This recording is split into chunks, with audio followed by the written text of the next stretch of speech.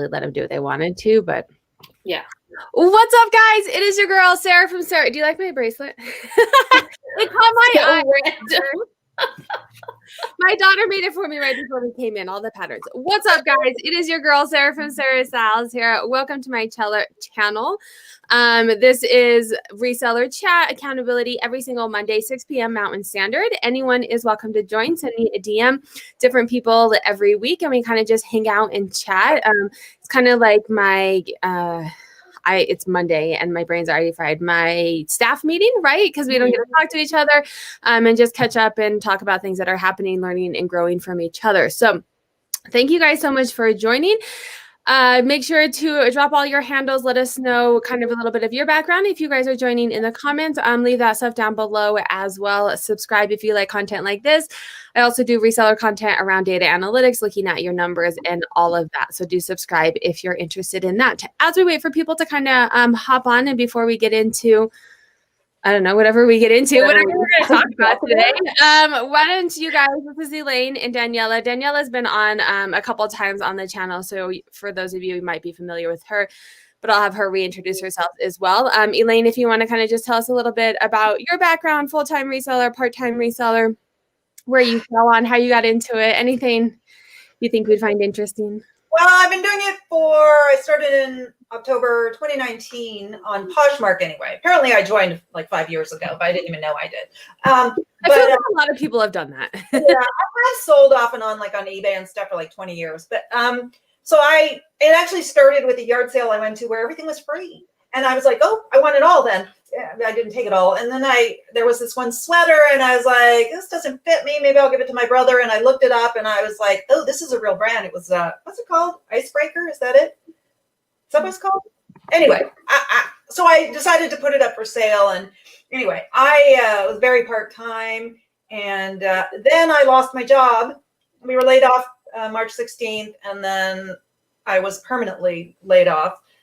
So, I mean, I don't call myself part-time or full-time. I'm just trying to make some money, until I get a job. I want to get a job, but I will keep pursuing this even if and when I get a job, just to make extra money and to make up for a year of not working. And I live in Las Vegas. It's very tough here. I don't know if I'll get a job. I work in poker.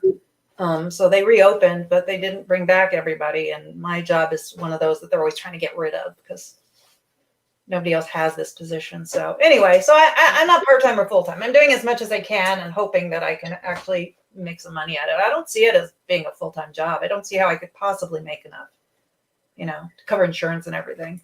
Yeah. And I think it's interesting when people say full-time and part-time. It feels weird saying one or the other because it's either like that. Is it your full-time income or is it your full-time hours? Because I find that they always equal each other. Yeah. And then especially like you said, Elaine, I came from corporate America where like I had a pension, I had 8 weeks paid time off. I had insurance for a family of 5. Like if you want to put that into everything, I mean, I'd have to make like a gazillion dollars reselling to make up for that. I am part of a duo, right? So I have my husband who he carries all of that. And so I don't necessarily have to do that. But I think it's kind of I don't know if misleading is the right word, but when people say, hey, I'm a full-time reseller, it's like, well, what does that mean? You work 40 hours a week?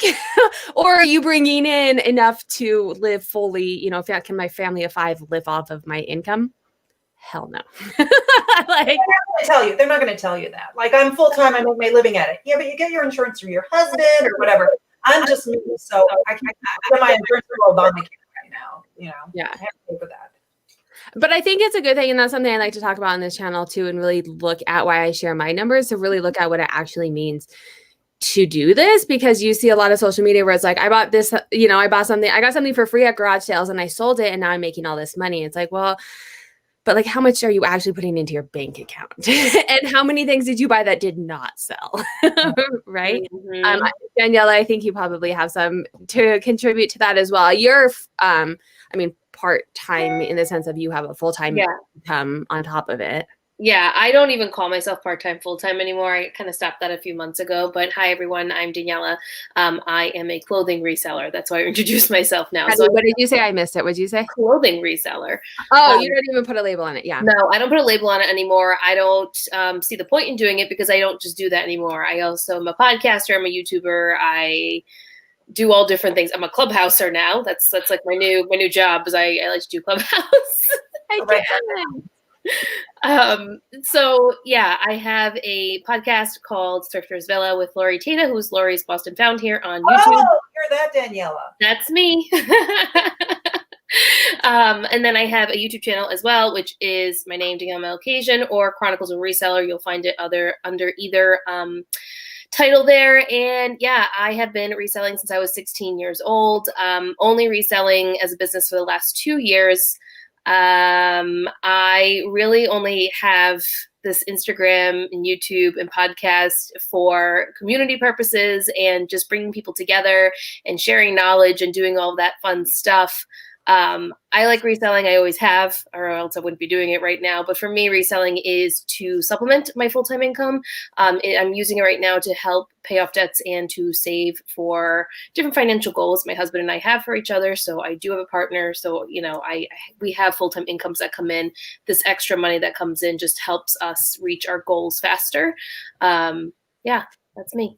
I'm asking the questions. Randy's Closet, Melissa's saying, that's a very good point. I struggle with my title as well. And I used to not say anything. And then I feel like I got asked so many times that I had to. And Daniela, you're a full-time seller. I had her on once and she's like, you're full-time. And I was like, oh, am I? Like, my kids are my full-time. Like that, if anything goes beside, like that goes beside. And she's like, no, especially because I do social media and all the other things as well. But I like how you said, Daniela, too, you supplement your other income.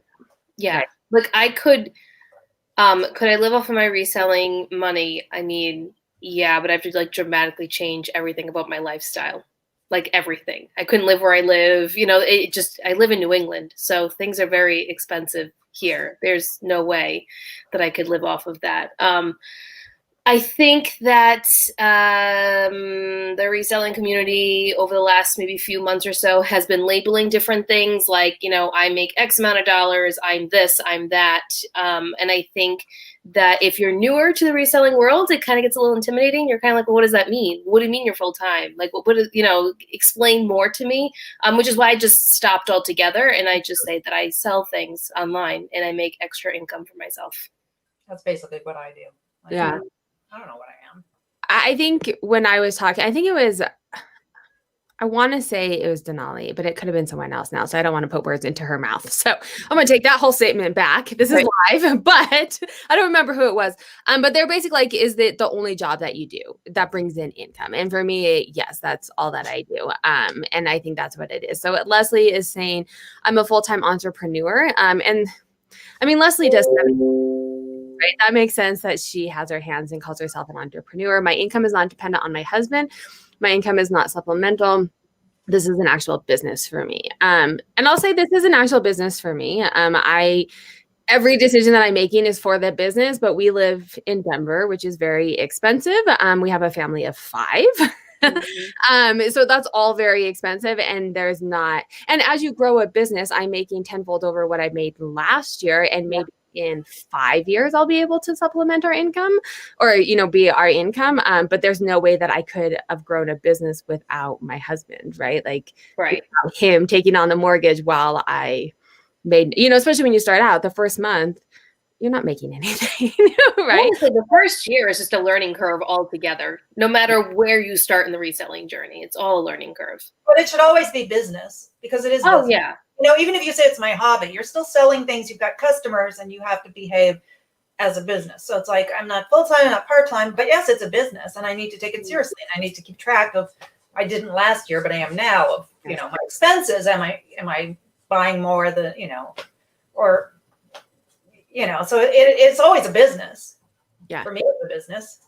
And I agree. Even if you are spending low amount of hours on it, your time is valuable no matter how much time that you're spending. Your money is valuable. No matter how much you have to spend, make sure that you're spending both of them, time and money, wisely. I did not realize that she was a high schooler.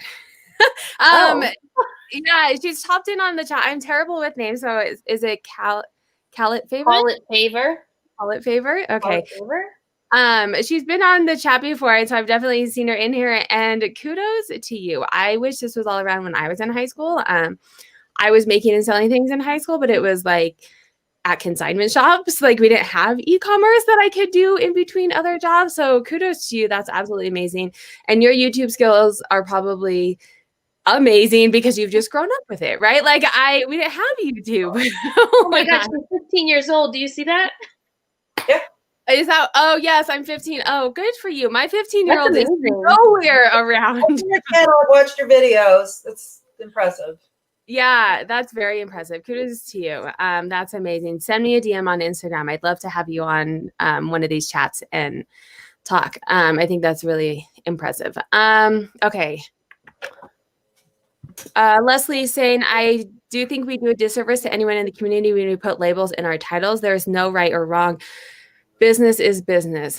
And I agree, but I think to some point we have to describe, someone who's just catching your channel for the first time and doesn't know you, you want to be able to say, hey, this is what I'm about, right? And that's the purpose of labels.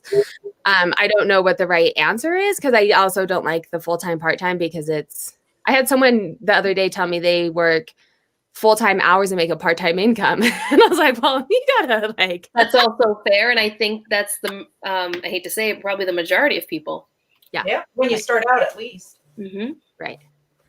High school is a full-time job. Yes, for sure. So Melissa's saying, I couldn't live on what I make right now for sure. I'm thankful my husband has a great job, but one day I do plan to out-earn him. That's always my plan. I bet you will. My husband can't wait. He would love to retire or at least be to the point where he could quit his job and then we could do it together. Yeah. I'm too risk adverse for that. Then I'm like, no, we need to, or one of us gets a Starbucks or something, because if everything tanks, especially when we have kids, when it's just us. Yeah, a little different. Right. Yeah. But they're in school and if something happened and we had to move, then you have to take them out of school and 3 years ago, many people called it their side hustle. Don't hear that much. I still call it a side hustle for people. I've heard it. Yeah. I think it was for me. Everyone nowadays has a side hustle, so they just consider it a part-time gig for them. Because I feel like everyone you talk to has some type of side hustle, right? You're always doing something to bring in more money. I think in the state of where we're yeah, thank you, Danielle. I was trying to say it. You know where I was going with it. I know you're going. I think you almost have to be able to even just live comfortably, even maybe, but not even comfortable. You have to be able to have a full-time job, and unless you're that top 5% or whatever, which not me. None of us are there. Otherwise, we would not be having these side hustles, right? Very true. But I do think most people have, and I think a lot of people are into reselling because it's on your own time. You can do it. You don't have to clock in and clock out and work overnight while your kids are sleeping and all of that. Leslie's saying that's a good point. The help of my spouse has definitely been helpful in my business. Yeah. Oh, yes. Yes. Send me a DM. She has a great channel. Sorry. I'm trying to catch up with, I'm part-time working towards full-time, partnering with my sister. We are constantly learning and loving resources like this. Thank you. Thank you. They've been on the channel before as well. Drunken Yoda. That's fun. I'm not even going to try. Yaakov. Yaakov Benz. Thank you guys. Hello. See, I'm a math person and not, which is not helpful. I have a kindergartner right now who's trying to read, and I'm like, I have to teach you how to read. I don't know why A before I makes you do a cartwheel upside down and you put your all of it makes no sense to me. Sarah. I'm learning with her. The key is when you're married is a partnership. You have to each have a role to play. My husband and I both have full-time businesses. Thomas doesn't work outside the home. Yes. And this is a valid point, and I love this. I think that's why so many people get into reselling. Lowest cost of entry for any business I can think of. You can literally start this business with stuff out of your house. $0. Donated. I've been in the black since I started, selling my own stuff I got at yard sale. But I've been thrifting for like 300 years. So 300. No, seriously, when I started thrifting, I'd go into thrift stores and I'd be like, I hope nobody sees me and thinks I'm really poor or something, and now I'm like, oh, that's a cute shirt. Really? Got it for $1 at Goodwill, Mm-hmm. How times have changed. Yeah, now that's no big deal. But when I first started, it was like kind of embarrassing. Yeah. I was the same way. We grew up 6 kids. My dad was a police officer, so we didn't have a ton. I wouldn't say we were poor, but we were. I mean, there were 6 kids. Yes, which also helps because I lived on hand-me-downs. Right? But yeah, so we were definitely frugal. Maybe is the right. I don't know, but we were living, day to day Below your means. Yes, right. And so we were definitely in a thrift store, and I was always so embarrassed. I remember the first time that I bought an Abercrombie and Fitch, which is not even like as a thrift store now. I'm like, I won't even pick that up, but new from the store, and I was like, it took me a week and a half of working at my part-time job to be able to buy this like $70, and now I'm like, why would I spend $70 on a shirt? All right, so we do have a question. And do feel free. We are resellers at some capacity. So if you guys have questions, feel free to ask. Do you charge shipping on eBay and Mercari? I'm not on Mercari. So if you guys want to talk to that. I do on both. I am kind of on Mercari. I don't actively post on there, but when I have, yes, I do charge shipping on Mercari. And I, charge shipping on eBay. And are you on, Elaine, what platforms are you on? I'm on eBay, Mercari, Etsy, Poshmark. I mean, I'm Kidizen, but I have never made a sale, so I'm thinking I should just step away. And I was on Grailed, and I didn't really do anything there either. But yeah, I charge shipping definitely. On Mercari, I use their labels. If it's I don't always put things there that are over £1, but if I do, I use their what is the UPS? That's $9.99. Yeah, but I always charge shipping. I'm not on Mercari, so I can't speak to that. I started eBay with free shipping to help kind of trigger the algorithm. And once I was getting the volume of sales that I wanted, I got rid of that real quick. And the more that I think about it, a lot of people are into reselling, but the more that I'm like shopping on eBay and how I search, I search for lowest price plus shipping, right? And so if free shipping is in there, then that comes up. And if free shipping is not in there, but they have a good price on the item, then that'll be filtered to the top. So I always charge shipping just mentally. So I remember I was doing free shipping and getting offers, and then I'd accept it and forget that I had free shipping. And I'm like, oh, I have to take another $7 out of that. I would not have taken that offer. Those things you put up for auction when you ended up selling them for $1 and you had to pay for shipping. Yes, I just did a video on that. Most of my worst profits were items that I forgot that I had free shipping. I did like 99-cent auctions.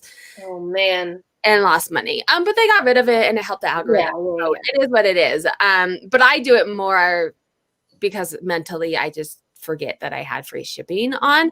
But I think as long as you keep your price competitive, either with shipping or, do free shipping, but then people have caught on that when you do free shipping, you just add it to your price, right? Like, yeah.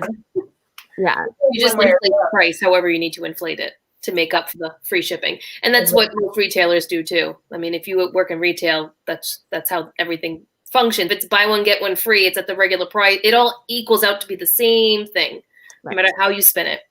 Yes, exactly. And that's, I was saying something about Amazon free shipping. I was like, Amazon's not free shipping. We pay for Prime membership. Right. You pay $12.99 every month, or whatever it is. $119 if you pay for the year. It's still a good deal, but it's not free. Yes. Nothing is free. Right. And they're large enough that they can absorb. Oh, yeah. They're like a totally different. Right. We can't do that quite as much. So does Mercari still let you print? Finally, not still. Wow. Clearly I need to be in kindergarten class with my daughter. Does Mercari finally let you print 4x6 labels? I usually ship through Pirate Ship unless I want the extra protection, and it drives me nuts that I can't print straight to my label printer. That's no, I don't think so. I don't use a label printer, but I think that's still a problem from what I've Yeah, heard. I don't have a label printer either. And every time I print a mercari label, it's like I have to screenshot it, crop it, put it into a Word document. It's a pain in the butt. Mine just prints really just the same as Poshmark. I have no problem. Oh, really? You know, mine doesn't. Yeah. But you does a Tradesy label. Anyone who does Tradesy, same thing. It's like the entire sheet when I print a Tradesy label, and I have to like crop it and put it into a Word document. It's a pain. That does sound very painful. I've talked myself out of going on to mercari, but now I'm like even further. You shouldn't, because especially if you cross post. Like I don't use a cross posting tool to cross post to mercari, but it's just copy and paste. But you don't have to do things like share your closet. You know, I'll send offers to likers if I have at least 5 likers, but not less, and I'll do it like once a month. I end up sending one, and then there's not a lot of sales, but then all of a sudden I had 4 in one day and 2 in one day, but there's no work once it's there, and their fees are a little bit lower. So I think it's worth having, as long as you're listing and it's not a whole lot more effort. And I do use a free cross-posting app that does it, but I just don't use it for that because I just copy and paste. A free one? There's free one? A free cross-posting app. Tell me all about it. It lets you, it's free for up to 50 listings a month, and after that you pay for it, but I don't use it that often, and it's between Poshmark, Mercari, and eBay. I wish they would add Etsy. That would help. And it's called Resell Kit, and you do it on your computer. You don't do it on the phone, but they're great. The couple of times I've had questions, I email them. I get an answer like within a half hour.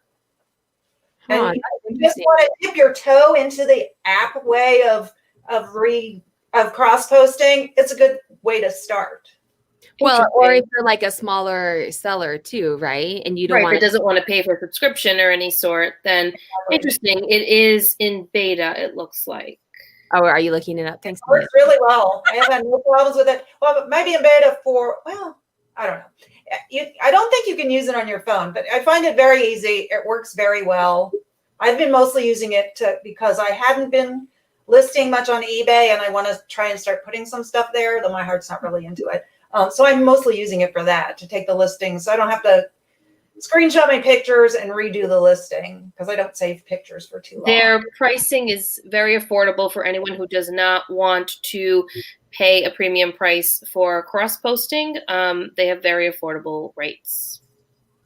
So definitely look that up. And my understanding too, what I've noticed with beta is get in now, because they will likely realize that they have to charge more to make all of the work behind the scenes work, and likely raise their prices. But typically speaking, you get kind of like a grandfather, not always, and I don't know this company, but I'm saying if you're interested in this, or you want to try something cheaper, I would head on over. That great tip, Elaine. I hadn't heard of them. I know the 2 big ones. I pay a lister, and that's a reason why I'm like, it's not worth it for me to continue to pay them to list on all these places. I did an analysis like two months ago, I think.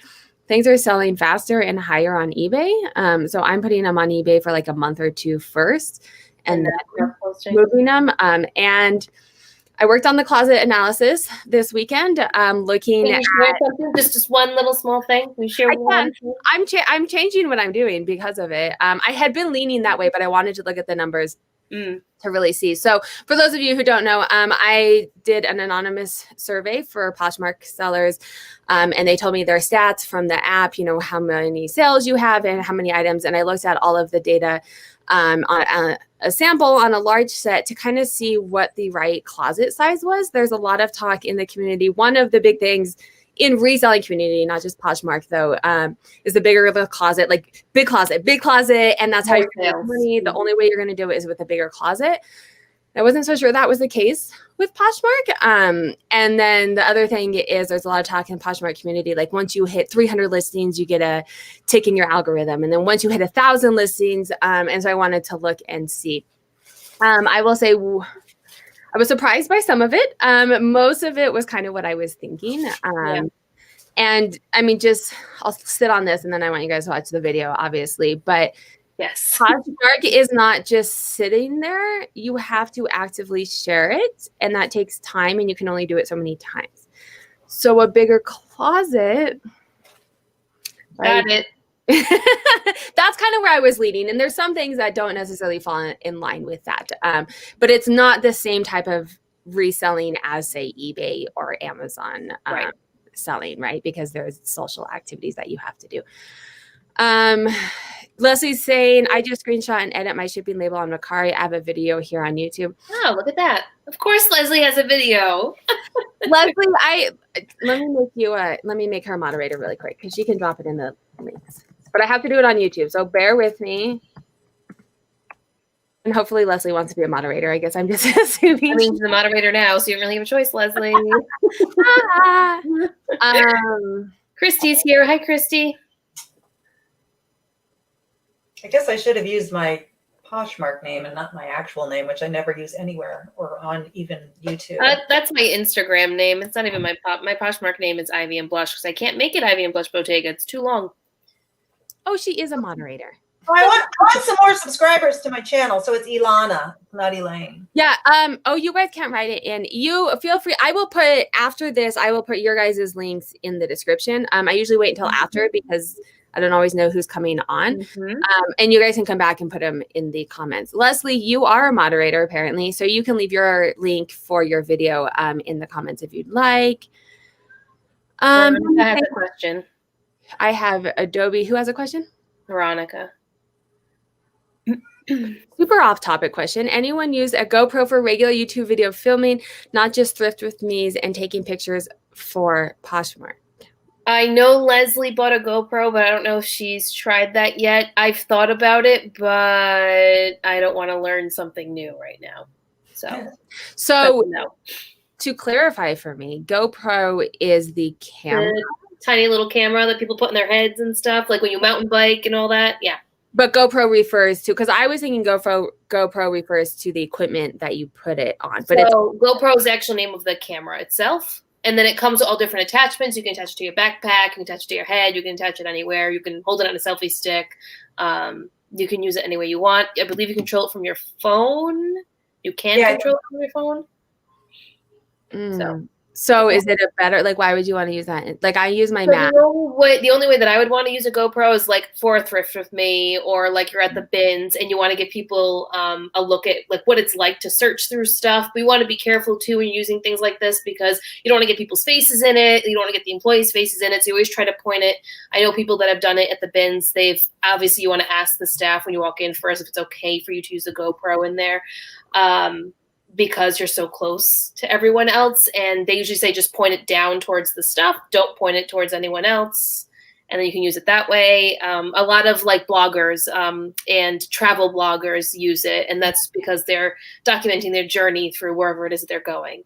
But it's become popular. And it's almost like seeing it through your eyes because correct. But like, why would you get? Because on this note, I tried it on. I got like a little miner's headset for my phone because there's things that I want to show shipping, and I'm like, without like moving every single, like, let me just show how I ship, or but so why would you want the GoPro instead of just buying like, I mean, you could do that too. I don't know if the GoPro is just more flexible in terms of the view that it can do. I think it zooms in a certain way.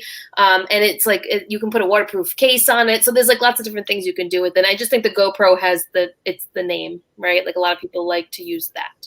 It's probably more subtle than strapping a miner's thing in your phone. I don't know that I'm going to go out in person. I mean, you could. They go out. They use it for thrift with me's and stuff. So. Although I will say, so I just randomly bought one, and my husband gives me such a hard time because I'm the person we resellers hate, who don't read the descriptions or like the measurements.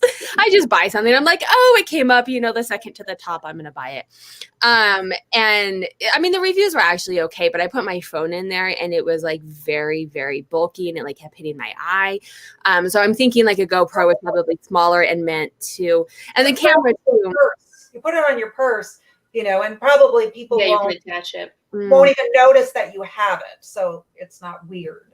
Yeah, that's true. Well, and too, I know GoPros, a lot of people use it like for skiing and like extreme sports. So it's probably a really good camera.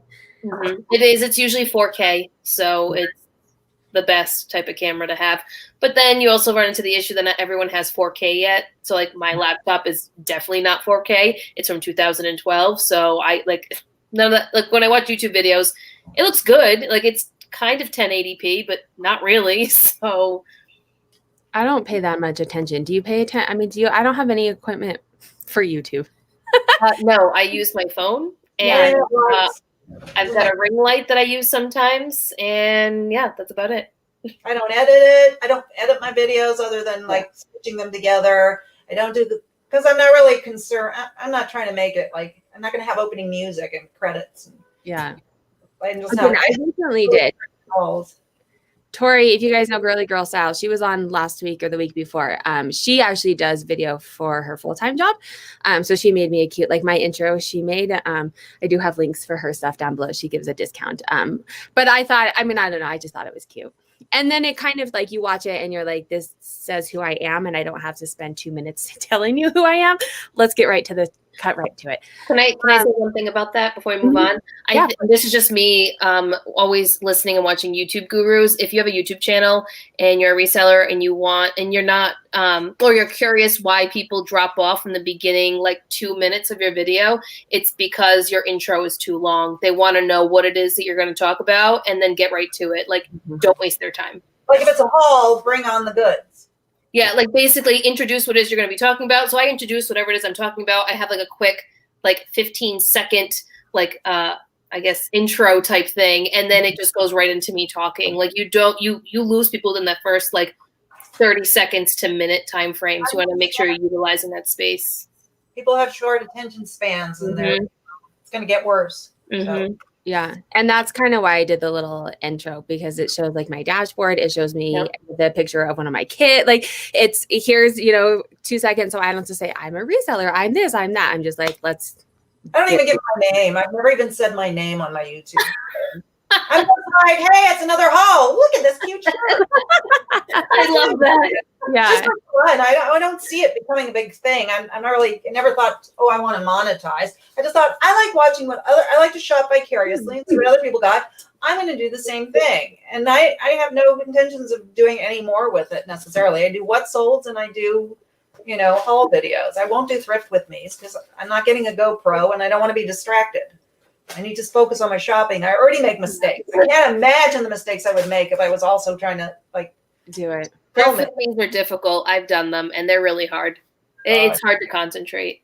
Yeah. Well, and then I feel like editing it would take forever too, right? Because you're not everybody edits theirs, but some of them. I mean, I segment it while I'm in the store, so I'm not so distracted. So like I'll do one whole section, then I put the phone down and I don't do anything else. And then maybe I go to another section, I'll do that whole section, and then I show like me sorting through the stuff.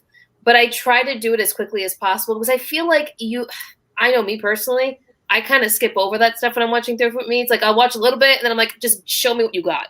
Like, yeah, because the problem is I'm working while I watch. So if they're just showing me things and labels and I'm not hearing anything, I'm missing it all. So, I can just glance while I'm working on the other stuff. Right. This is where voiceovers come in handy when you do a Thrift with Me. I think if you're going to do that, talk over whatever it is that you're doing and explain to people what you're doing along the way and what you're seeing. I don't even know how to do like what sold videos where it pops up. Actually, it's not that I don't. I prefer to use my computer, and it's not part of the functionality of the video editor for Windows 10. I'm not going to buy a program. So I basically, when I sell something, I film it before I package it, and then at the end of the week, I put them all together, or I'll show it on my iPad or something. Yeah, that works too. When I share the screen, because I used to film and do the screen and then edit and put them together, and I was like, well, this sucks. And so I use Zoom. I've done that before too. Record it and it's done. I do that too. I'm a little disappointed it took me so long to figure that out. I never thought of that. But hooray for pandemics, right? Because I was on Zoom a lot more often. Then I was like, oh, duh, right? Good things that came out of 2020. Let me see if there's any questions. Yes, Leslie's saying that Tori did her intro as well. Guilty, my intros are too long. It's hard. So hard. I've had a couple resellers tell me, solicited, I asked them for advice, but you get right to it. That's how you're going to get people. And it's the same thing. Like, I don't care what you did today. Like, tell me the tip you're going to get. Tell me, get to it. My intro is 8 seconds, and some people say that's even too long. I think it depends on your audience. So if you, in the age group, so you definitely want to look at the analytics in YouTube and see what your age group is like, because that will dictate what type of content you probably should look towards. And also look and see when people are dropping off. Like, is it closer to the middle end? Well, that makes sense because people tend to tune out once they get like 15 minutes in. Maybe your videos just need to be shorter in general. I don't know. It depends. How do you figure that out? How do you tell when people have dropped out? There's analytics within YouTube, YouTube Studio. Oh, I've never looked at any of that. Their analytics are really good. Yeah. Really? I'm not analytical that way, but something. But there's a lot of really good tutorials on there. And there's even products that you can buy, like TubeBuddy will give you like even better like summary of analytics, and other ones so you don't have to be able to look at the analytics. I think some of it too, and someone told me once with YouTube, you make videos either for new viewers or for your existing viewers. And so for your new viewers, you're trying to get subscribers, right? And likes and all that. But like that's what you're trying to get. And for viewers that you already have, if you don't get new subscribers on that videos, like it's fine. You're trying to like the videos are for my viewers because we're talking for an hour about nothing, right? But videos that I'm making for new people to catch, I'm giving a tip. I'm getting straight to it. They don't care about my whole life story. But once you follow a YouTuber and you feel connected with them, you don't mind listening to, some little tidbits and like their personality and getting to know them. So I think, it definitely depends on what kind of video you're doing, and even your viewers, right? Like if you every viewer is different too. So there's no like magical formula. This is just what the YouTube gurus say out there. What do you think in terms of length? Like, for example, I try to do a haul once a week, but if I end up going shopping in the middle of the week and I have a lot of stuff where it's going to run to half hour, I usually will do it in 2 parts because I feel like 20 minutes is about as much as most people would probably want of it. And then they, wander off or something. So I split it up. Do you think it's better to do two separate ones at 20 minutes each, or? I think it's a preference.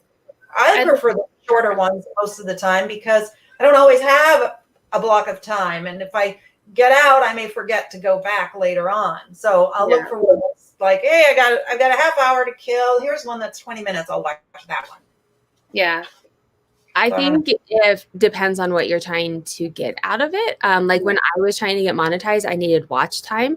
So I was doing long videos because it's an hour. Even if you only watch half of my video, that's 30 minutes, right? I think if you're trying to gain subscribers, longer videos. I mean, thrifts or hauls are slightly different because people will watch long hauls, right? But if you're trying to do like tips and tricks and stuff, I used to do like a really long what sold video, and now I'm breaking it down to like multiple, like here's my top brands, here's my top sell-through rates, here's my, and eBay also likes you to give it a lot of attention. And so for me, it's hard. I can do one long video and release one video, or I can do 4 short videos with the same amount of content, and boom, now I have 4 videos, right? So it kind of just depends on what you're wanting out of it and what you're trying to get, and your time commitment too, right? Mm-hmm. If you can only make one long video, that's better than no video, right? Yeah, it just depends. And sometimes ask your audience too. Maybe they prefer longer content over the shorter content, and then you try to block out the time for the longer content, and then space it out that way. It really depends. I mean, I can only speak to the podcast really. And we asked our listeners what they prefer, and everyone prefers our longer episodes over our short episodes. So we try to keep them to between an hour and a half, and which is very easy for us, but that's what people prefer because a podcast is a long form type content. It's different. You're listening to it, you're walking around, you're driving the car. So, that works. For YouTube, I can only speak to myself. I personally like the 20-minute to 30-minute max YouTube video. That's just me. I'm the person who's like 3 minutes, get to the point. Like, tell me what, but I think it depends on what you're looking for too. Yes. And so a lot of what I look at is like how to do this, right? How do you do this? Show me a tip on this. And I don't need to hear it's like the blog post to find a recipe, right? I'm like, I don't need a life story. Scroll all the way down. Right. But if you are like a podcast, or you like to watch hauls and it's like a background type of video, right? And people are just casually looking, then I think those ones can be longer. Yeah. Right. I just don't think it's preference. It doesn't matter. There's no right or wrong. Right. Yeah. And as always, look at your analytics because that'll tell you. Well, that will tell you. Yeah, that will tell you what people really like. Analytics. No, I'm not a number person like you are. People are talking about YouTube here. Yes. It automatically scrolled me down, so I think I missed something. TubeBuddy is amazing. Oh, we lost Daniela. That was random. TubeBuddy is amazing. I agree. I wish if you guys are on YouTube, if you are not monetized yet, they have, I think it's 50% off. So it's like $5 a month. I wish I had gotten it significantly sooner than I had. We lost you out. That was so weird too, because usually there's like some fuzzy or you've been having issues. Yeah, it just kicked me right out. That's right. I didn't like what you said. Whatever. TubeBuddy. Do you use TubeBuddy, Daniela? I do. I paid for the year because it was, if you're a newer YouTuber, it's like a discounted price for that if you have less than 1,000 subscribers. So I just paid for it. I only really use TubeBuddy. I mean, I know it has so many different facets to it, and I'm always watching different YouTube videos of the gurus, and they actually have a Clubhouse. The guys from TubeBuddy actually go on Clubhouse. They go on Clubhouse, and one of them actually started following me and sent me an invite to the TubeBuddy group that they have there. I'll send you an invite for that, Sarah, because you would like that one. I don't know when they go live on Clubhouse, but I use the SEO feature the most on there and the keywords, because that's what I'm really focusing on right now to grow my channel. So I have, Elaine, do you use TubeBuddy at all? No, I would recommend it. There is, like Daniela said, there's so many features. It's overwhelming. And so I'm learning like one new feature a month. Yeah. You do the A/B testing. I don't have enough videos to do A/B testing yet, so I haven't done it. But no, what's A/B testing? So did Veronica say there's a free version? Yes, there is a free version. Mm-hmm. My unemployment doesn't cover stuff like that, so there is a free version. Yes. Yeah, but I think it's only like $5 if you're under so many subscribers a month or something. It's pretty cheap. Yeah, it's affordable. Yeah. It's definitely affordable. That's why I paid for the year, because I think it was, I don't know, 40 something. It was very affordable. Yeah. So the A/B testing, it will take 2 of your videos and it will review your thumbnails to see which one had a better reaction than another, and it kind of helps you go through that process and see what kind of thumbnails maybe you should focus on for your audience, which ones are getting the most attention. I don't know if it does A/B testing for titles as well. If anyone in the chat knows, feel free to input. I've never used it, but it's a feature that I would like to use eventually. Yeah, maybe that'll be my next one. The one that I learned, and this is not anything outstanding or like anything amazing, but it has helped me significantly, is you can do templates in there. So like, you can do templates for your cards and for your end nails and then your descriptions and titles. Obviously each title is going to change, so like that's whatever, but each description, I put all my links in it, right? And even though it only takes a few seconds, sometimes I forget, or sometimes a kid comes in, and so I have that as my template, and then it's one less thing for me to do to upload. I've also been messing around with, tell me guys what you think. These live videos, I've been doing my thumbnails in TubeBuddy instead of in Canva. It saves so much time, but I don't know how it looks. So tell me what you guys think. It's not anything great, but that's why I've been doing it for a live, because I usually just do a screenshot and put some words on it anyway. But let me know what you guys think. If you think they're performing okay, so I feel like it's been okay. Well, if they're performing okay, then I think you're fine. Yeah. Don't fix something that's not broken. Right, and that's kind of what I'm thinking. And because I do it right after this video, so I do it and then I put the kids to bed. So I don't want to be in Canva and doing this, and so I just do it. And there's a template, so all I have to do is change the words. So those are the templates. That's my secret. Daniela's podcast is Thrifter's Villa with Lori. How do you say it? Tata. Mm-hmm. See the words, Daniela. It's all right. Math brain. I think I've subscribed to that, but I haven't listened to it yet. I haven't listened to any podcasts yet. Well, thanks for subscribing. I will definitely listen to it. I'll take a break from my YouTube videos. And thanks. We have lots of episodes. We've been live for a year now, so we have lots of content. Yes, great content. I'm in the TubeBuddy group as well. That's Leslie. You know what's funny? I don't know if you watched last week, but Leslie was telling me about Clubhouse, and she's like, "Sarah, you have to get on it." And I was like, "I don't want to." I can't. I'm not gonna lie, it would be great for you analytics wise, and it doesn't have to be reseller related. No, seriously, you don't have to make it reseller related. It can just be a blanket analytics type conversation where you share your knowledge. Join different groups, or you can hop in and out of rooms whenever you want. Okay. Yeah, and then you can close. The reason why I like it so much is you can close out of the app and still do things on your phone. Where if you're on YouTube on your phone, you can't do that. Of course. Shut everything off. I know, but that threw me off a couple times because I can't figure out how to. I'm like, I'm done. How do I turn this off? You're gonna leave room, the little peace sign. Okay. It took me, and I think maybe I was in one with you, and someone told me to mute because when you go to the speaker, it should automatically. Oh mute. yeah, when you came in the room. Because I'm sure you guys heard me. I was probably yelling at my children or something. I need to be a little bit more cognizant of that. No, I think it has a lot of potential. And I was telling you, what's funny is I signed up. So if you guys don't know Clubhouse, let's take this back. Clubhouse is this new app. It's in beta testing. It's kind of like a podcast Zoom meeting is what I would say. Like you can, and anyone, not anyone, it's in beta testing. So you have to be invited in.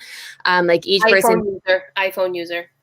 iPhone, yes, thank you. So it is only for iPhone. I think I would guess they will with how. I think they're building it out. Android's always more complex to build out in any app compared to iPhone. Right.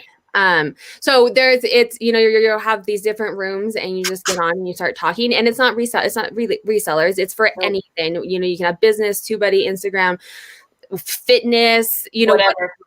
I remember this, but is it like AOL used to have chat rooms? Yes. Okay. So this is how I explained it to people.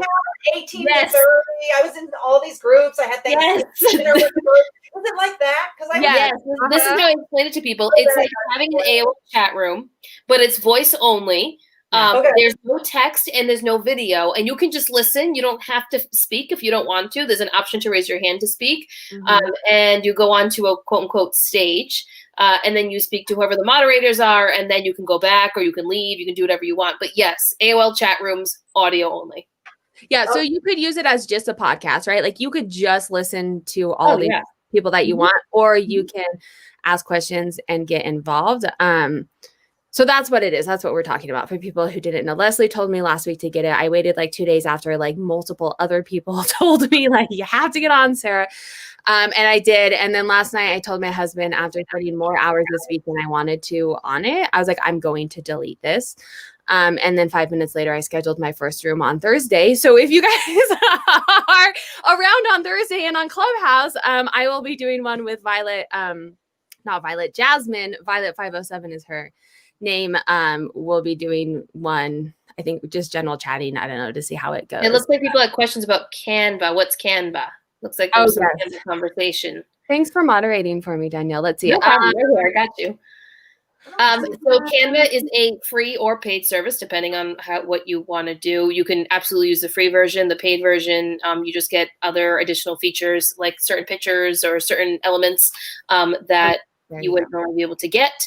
But you can create anything and everything on there. Social media posts, YouTube thumbnails, YouTube intros, ebooks, resumes, business cards, logos. I mean, literally everything that you want. There are creators that specifically design things for Canva and upload them. You can follow creators and see what they're putting out there, and they release it for free.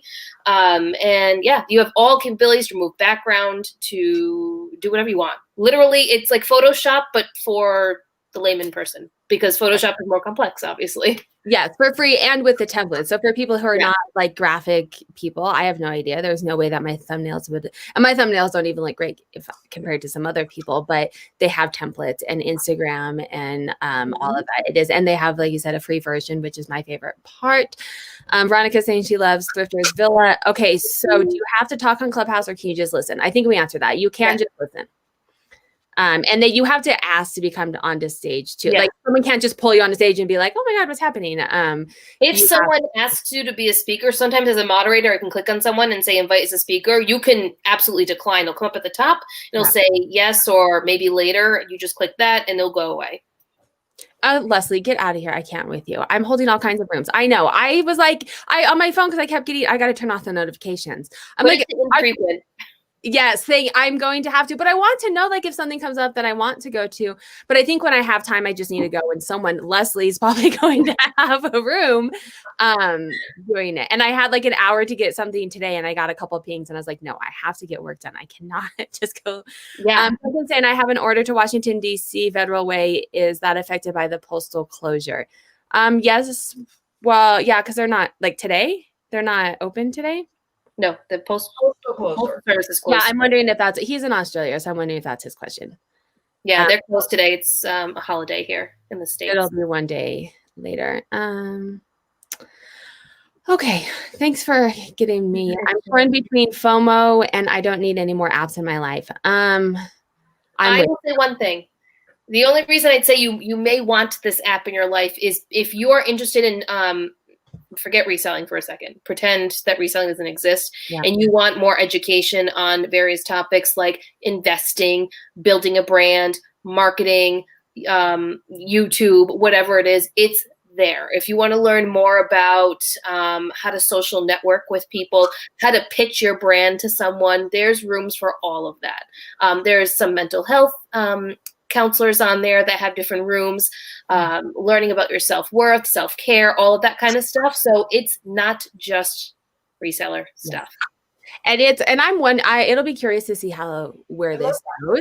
The amount of free knowledge that is being given away right now, which is why I'm having like FOMO and I want to be on it all the time, because I don't know, people are going to want to get paid for their time. It's going to be monetized eventually. It's going to have to be. And I don't know what the requirements would be. This is all beta. Like, I think once Android users come on, that's when you're going to probably see them put in different rules and regulations. Like right now, people are recording podcasts on there and they're just putting recording in the title so that you know that if you're going in, it is a recorded podcast. But I don't know if that's against their terms and conditions. Like there's just so much unknown right now because it's beta.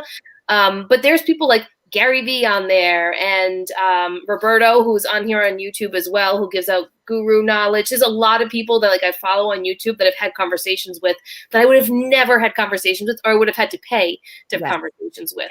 So eventually, downloading it now. Sold me, all right.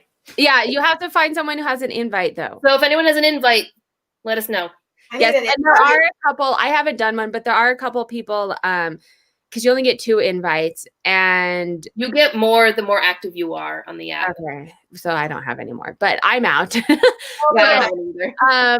of Verb and Breezy Von Breezy have a post. I've seen them today on Instagram. That if you want an invite, you can comment in there, and then they'll go through. And then if someone else is like, "Oh, I have an invite," kind of trying to coordinate. So if you do want an invite, head to there. I'll put them in.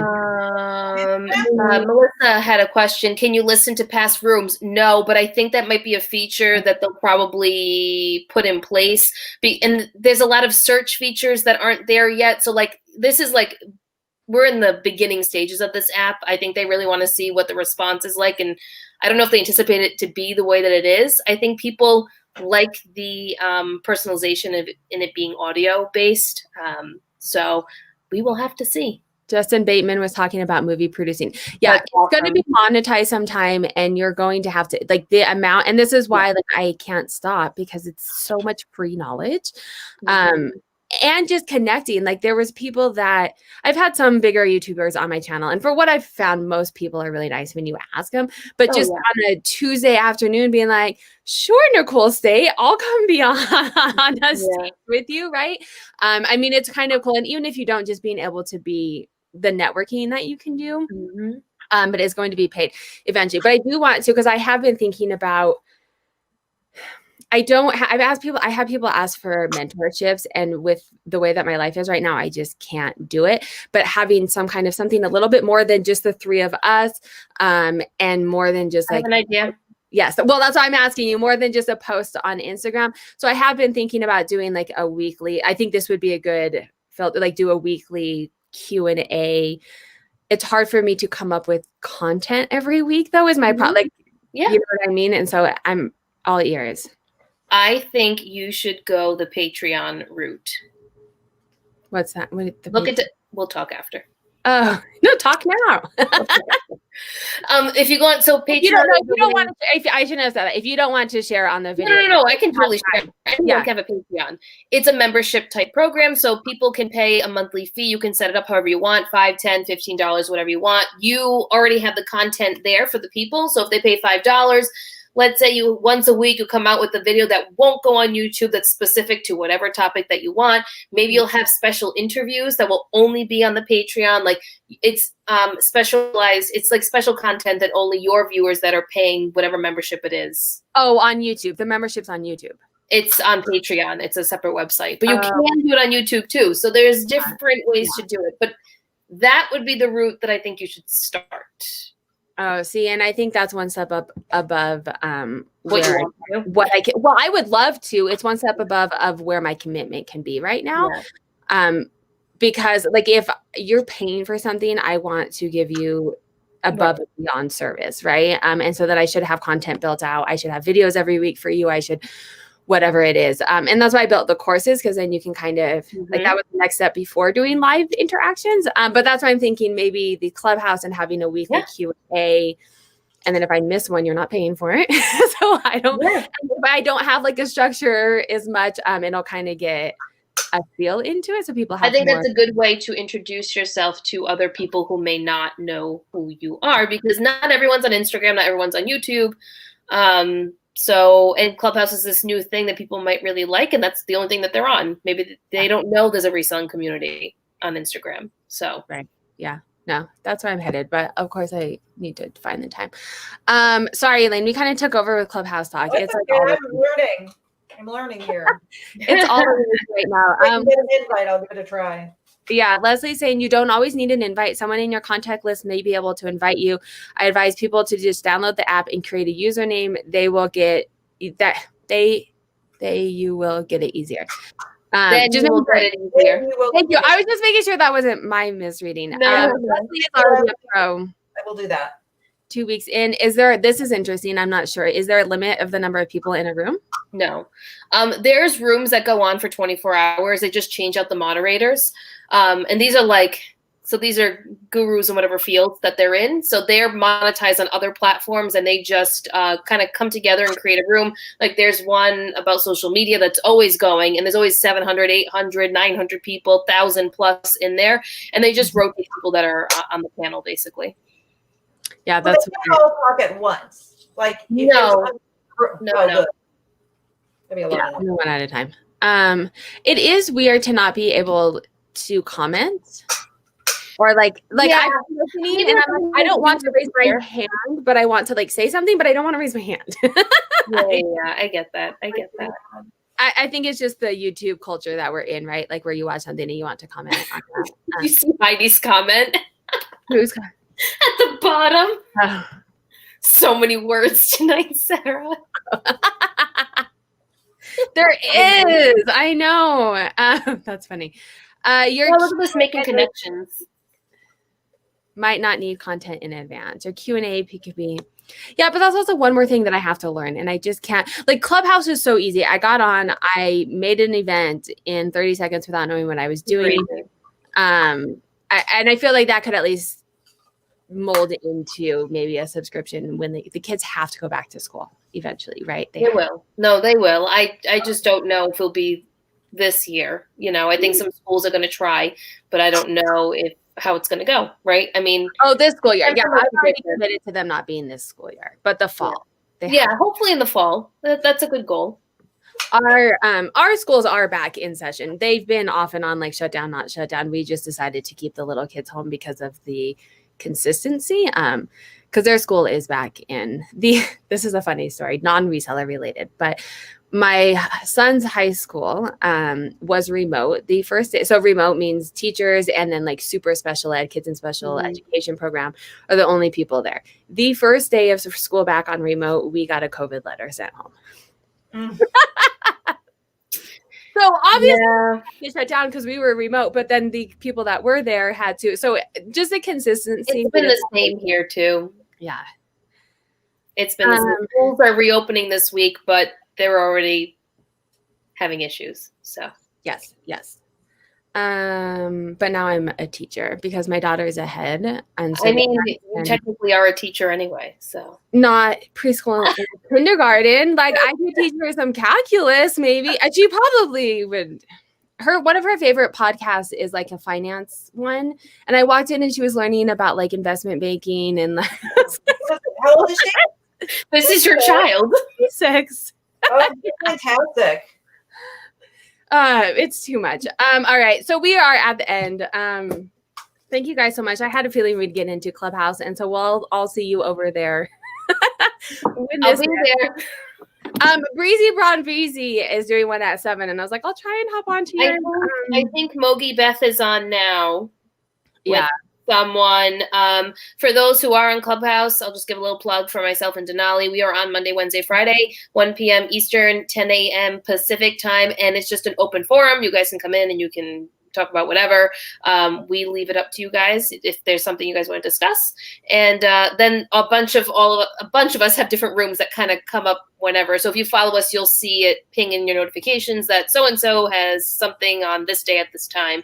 And you can always put it in your calendar, which is really great. If there's something that you want, you can click on that event. And then on the bottom, you can share it. You can tweet it. And you can also save it to your Apple or Google Calendar, which is what I do, which is the only reason why I know when things are going on. So yeah, and that's probably what I should do for the ones that I want. Because right now I'm just getting notifications and they're just coming all day long. And then I get FOMO because I'm like, I can't go listen to this right now, and then I yell at my kids. So I should turn notifications off. Yes, please. I don't yell at my kids, but I do get frustrated because I'm like, I just want to listen to all these things and you want me to wipe your butt. Like, yeah, I mean, mom life. Yeah, I know. I had to play, never mind, too much business, but there was an incident before. By exhilarating reselling life that I have here. So thank you guys so much for joining. Like I said, this is every single Monday, 6 p.m. Mountain Standard. It is open to anybody. So if you would like to come on the video chat, you are welcome. Send me a DM on Instagram and we will set up a Monday that works for all of us, both of us. Yeah, because I'm booked out a couple of weeks now because people are, but we will set up a time. If you don't want to be on the video, you can come hang out in the chat every single Monday for, our weekly staff meeting where we chat about all the things, bring questions as well if you have them. If you like content like this, or if you like to learn about how to grow your business, how to look at your numbers, reselling, driven by numbers and data, make sure to hit that subscribe button. That is the main part of what my channel is about. I do have an interview with Tracy from Me, Myself, and Donuts. Whoa, I'm so excited. If you know her, we did a 2-part series. And I'm premiering it this Friday and next Friday. So the first part, we're talking about growing on Instagram. And she's really knowledgeable in that. And then she builds websites for a living. So she knows SEO, she knows graphics. So we're talking about how to build your listings to be able to get seen and make those sales. So that is a 2-part series. It is going to be a premiere. So we will both be in the chat. I'll just be there. She'll probably be answering questions. So make sure that's on my YouTube right now. So you can set a reminder so Friday at 5 p.m. Mountain Standard. And then I do release videos every single Wednesday as of right now. If you're watching this in a year, who knows what I'm doing. But as of right now, I do. So thank you guys so much for joining me on this wonderful Monday. Always great to have you here. If you guys do have, Danielle, you did a little plug for Clubhouse. But Elaine, if you have any plugs, I know you have a YouTube channel, and I would put both of your guys' links down below. But if there's anything else that you want to say before we head out. All right. Thank you. No, that's it. That's it. This is Charlie. Oh, is that a kitty? It's Charlie, yeah. Hi, kitty. Thank you guys. Thank you so much.